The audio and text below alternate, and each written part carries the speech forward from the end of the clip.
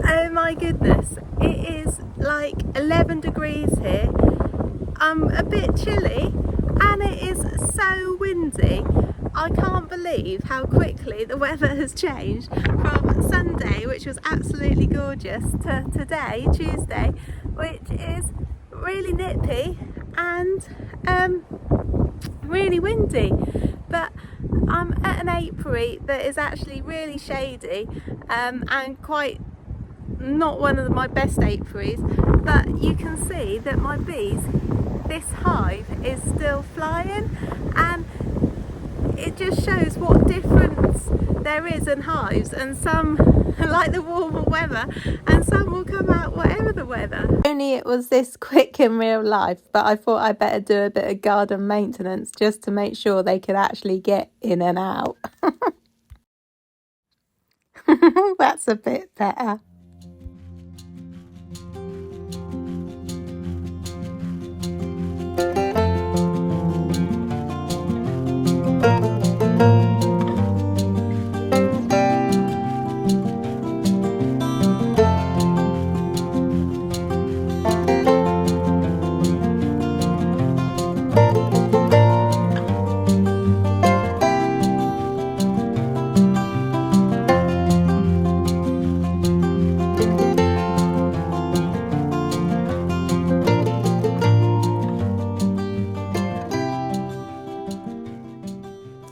If you've never tried making honeycomb before, it is definitely something you want to make.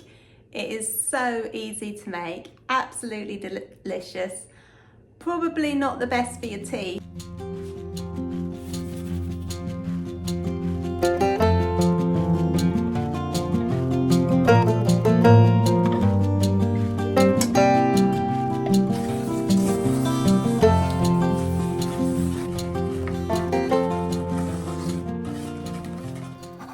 At this point, heat it up to 150 Celsius. Definitely not Fahrenheit, because that doesn't work. So double check that your thermometer is in Celsius, because otherwise it just doesn't work.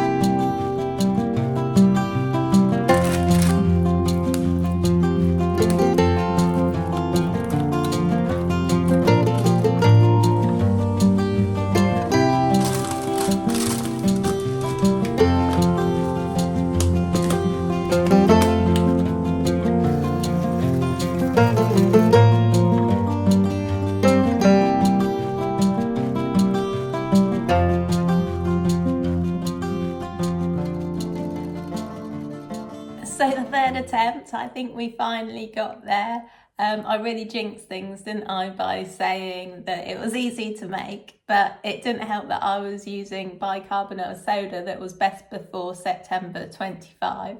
But like everything in life, if you cover it in chocolate, it always looks much better.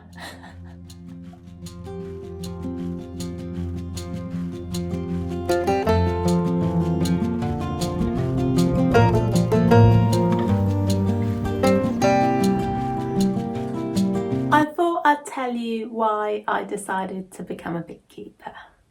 I decided to become a beekeeper because basically when my grandma was alive, she was a beekeeper too. And when I was younger, I don't know, probably about 7 or 8, I used to watch her do her hives, and she had a lovely walled garden with a metal gate at the back in the middle, and her hives were just outside here, and I was allowed to stand by the back gate and watch her do her hives, and from an early age I was fascinated by it. I loved it. So when I saw on Facebook that the British Beekeeping Association was advertising a course that they were going to do 5 years ago, I decided that I really wanted to do it.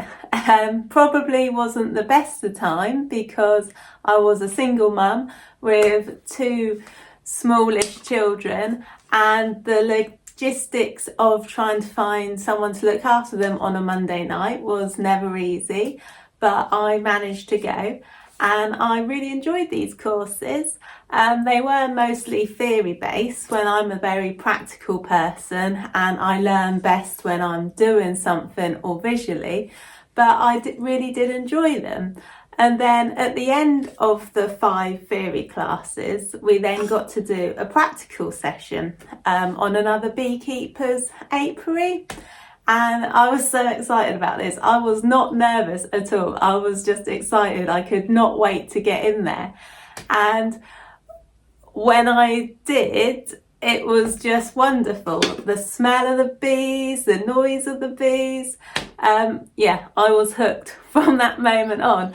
And literally within a week, I bought myself a nuke and I put it in my back garden, which probably wasn't the best thing to do because with 2 smallish children, yeah, that didn't really work out because one day me and my daughter came back from shopping and my little girl was like, "Mum, what's that noise?" And I was like, "Oh, I don't know." And of course, the whole of my hive was swarming and they were just circling around the garden, all these bees, and I was just like, "Oh my god, what on earth are my neighbours gonna think?" So it wasn't long before I found somewhere else for them to go and move them.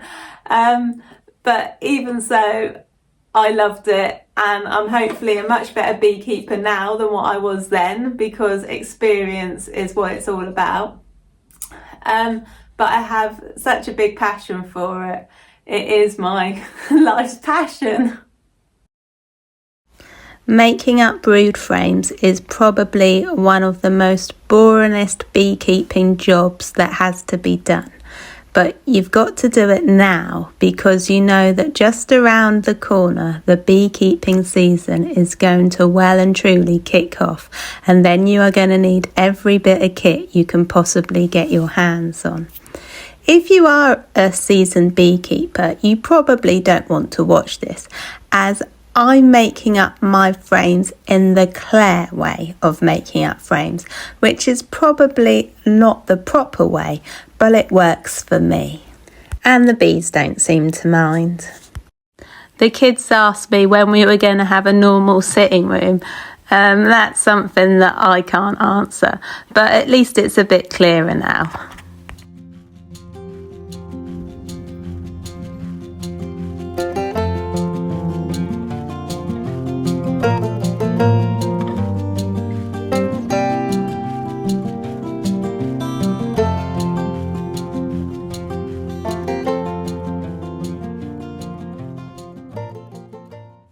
You can't beat going for a long, relaxing dog walk on a Sunday morning, even if it is only Saturday.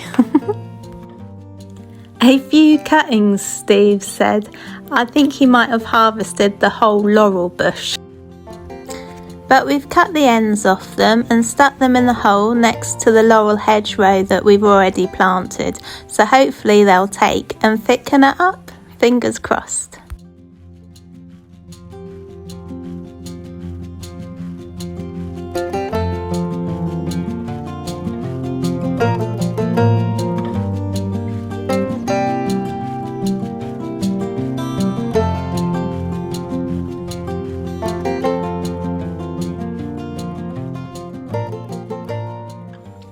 I also had a bit of maintenance to do in the apiary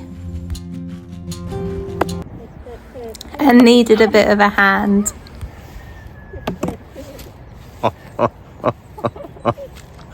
He's not bad for nearly 50.